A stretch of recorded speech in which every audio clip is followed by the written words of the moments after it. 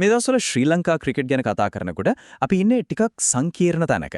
මොකද එක පැත්තකින් කාන්තා කණ්ඩායමට දරුණු තරඟාවලි පරාජයක් හිමි වෙලා තියෙනවා. අනිත් පැත්තෙන් ඒ කණ්ඩායමේ සුපිරිම නායිකාව ගැන තෙතරම් හොඳ ආරංචියක් නෙවෙයි පැතිරෙන්නේ. ඉතින් මේ පරාජයයි නායිකාවගේ අනාගතයයි කියන කතා දෙක පැටලෙලා තියෙන්නේ කොහොමද? අපි ඒ ගැන ටිකක් විග්‍රහ කරලා බලමු. හරි. එහෙනම් මුලින්ම කතා කරමු මේ කතාවේ කේන්ද්‍රයේම තියෙන හැමෝටම තියෙන ලොකුම ප්‍රශ්නය ගැන. චමරි අතපත්තු ඇත්තටම ක්‍රිකට් ක්‍රීඩාවෙන් සමුගන්නේ යනවද? ඔන්න ඔය ප්‍රශ්නයත් එක්ක තමයි මේ තරඟාවලි පරාජය කතාව තවත් සංකීර්ණ වෙන්නේ. හොඳයි. අපි මුලින්ම බලමු තරඟාවලියට ඇත්තටම මොකද වුනේ කියලා. මේ පරාජය කොයිතරම් තීරණාත්මක එකක් වුණාද? ඉතින් ඇත්තම කතාව තමයි මේ තරඟ 5ක සීරීස් එකක්. හැබැයි ඉන්දියාව පළවෙනි තරඟ 3ම පිටිපිටම දිනුවා. ඒ කියන්නේ කතාව එතනින් ඉවරයි. තරඟාවලියේ ඒ වෙනකොටත් ඉන්දියාවට හිමි වෙලා ඉවරයි. හැබැයි මේ පරාජයේ තියෙන බරපතලකම තවත් වැඩි වෙන්නේ මෙන්න මේ කාරණයක් එක්ක. හිතන්නකෝ තරඟාවලිය ඉවර වෙන්න තා මැච් දෙකක්ම තියෙනවා. ඒත් අපිට සීරීස් එක නැති වෙලා ඉවරයි. ඒකෙන් පැහැදිලිවම පේනවා ඉන්දියාව කොච්චර ශක්තිමත්ද අපි කොතනද ඉන්නේ කියලා. හරි. එනම් අපි පොඩ්ඩක් බලමු මේ තරඟාවලියේ ඉරණම තීරණය කරපු ඊ 3 වෙනි T20 මැච් එකේදී ඇත්තටම මොකක්ද වුනේ කියලා. මේ ලකුණු පුවරුව දිහා බැලුවම මුළු කතාවම තේරෙනවා. ටොස් එක දිනපු ඉන්දියාව අපිව බැට් කරන්න එව්වා. ඉතින් ඕව 20ම බැට් කරලා අපිට ගහගන්න පුරවන් උනේ ලකුණු 112යි. දැන් ඉතින් 112 කියන්නේ T20 මැච් එකක් දිනන්න කොහෙත්ම මදි ලකුණු ගාණක්නේ. ඉන්දියාවට ඒක ගහන්න කිසිම අමාරුවක් උනේ නැහැ. ඕව 6කට වැඩි නිතරු කරගෙන තමයි ඒගොල්ලෝ මැච් එක දිනුවේ. මේ පරාජය පිටිපස්සේ තියෙන ලොකුම කතාවක් තමයි මේ. අපේ කණ්ඩායමේ කොඳු නාරටිය වගේ ඉන්න නායිකා චමරි අතපත්තු. මේ වගේ වැදගත්ම මැච් එකකදී ලකුණු 3කට අවුට් වෙනවා. ඇත්තටම එයාගේ විකට් එකත් එක්ක මුළු කණ්ඩායමේම බැටිං ලයින්අප් එක වගේම චිත්ත ධෛර්යයත් කඩාගෙන වැටුණා කියලා කිව්වොත් වැරද්දක් නෑ.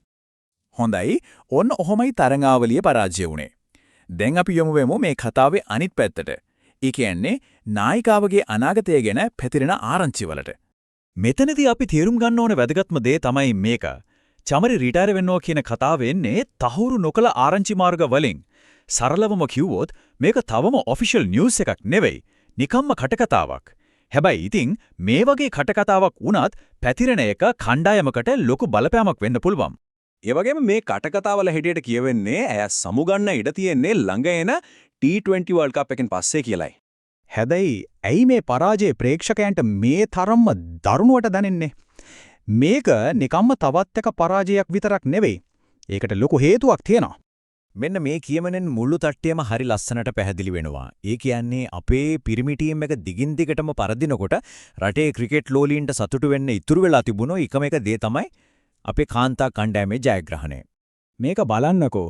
එක පැත්තකින් පිරිමි කණ්ඩායම දිගටම පරාජයන් එක්ක අමාරු කාලයක් ගත කරනවා. අනික් පැත්තෙන් කාන්තා කණ්ඩායම තමයි රටට ජයග්‍රහණය ගෙනාවේ ජාතික අභිමානයක් වුණේ. ඒ අය තමයි ක්‍රිකට් වල අවසාන බලාපොරොත්තුව වුණේ.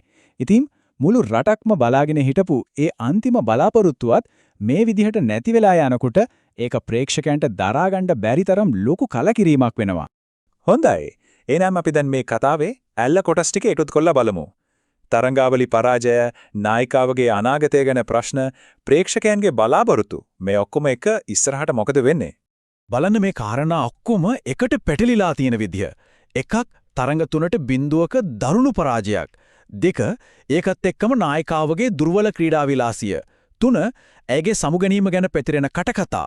මේ හැම දෙයකම උඩින් මුළු රටකම අවසාන බලාපොරොත්තුව වෙන්න සිද්ධ වීමේ ලොකු පීඩනය. මේ ඔක්කොම එකතු වුණාම තමයි මේ වගේ අර්බුදයක් නිර්මාණය වෙලා තියෙන්නේ. ඉතින් මේ හැම දේම එක අපි ඉස්සරහට අහන්න ඕන ප්‍රශ්නේ තමයි මේ පරාජය අලුවලින් නැගිටින්න. සමහර විට තමන්ගේ හොඳම ක්‍රීඩිකාවක් නැතුව ඉස්සරහට යන්න ශ්‍රී ලංකා කාන්තා ක්‍රිකට් කණ්ඩායමට පුරුවන් වෙයිද? ඉතින් ඔවුන්ගේ අනාගත කතාව ලියවෙන්නේ තවත් ජයග්‍රහණයකින්ද? එහෙමත් නැත්නම් තවත් බිඳ වැටීමකින්ද?